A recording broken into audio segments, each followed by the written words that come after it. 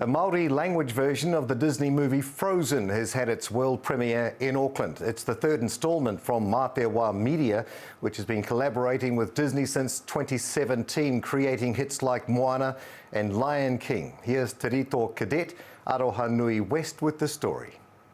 Kia ora.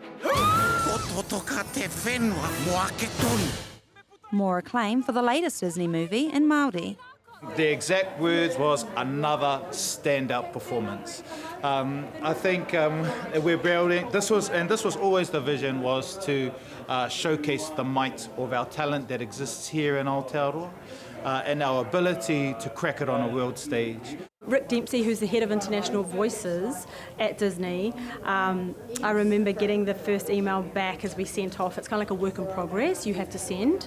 And so he was just, all these exclamation marks in his email back, I can't believe it, you've done it again, kind of thing. So really, they truly believe in us, and that's wonderful.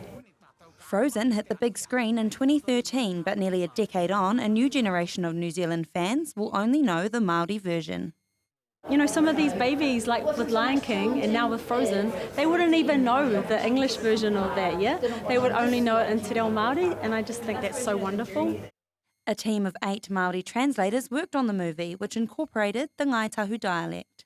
These films have a place in the revitalisation, the survival, mostly in the celebration of Te Reo Māori. For our babies to be able to experience and hear their language in such big public spaces like this, to make it mama, to make it Māori, to make it normal, is so important for them.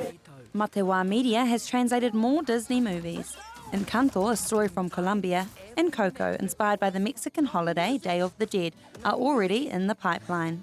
I think there's going to be a time very, very soon where we're going to see our own stories being told with the support of maybe Marvel, maybe Disney, but hold the line. I think it's coming soon. Aroha Nui West, Ao Tapatahi.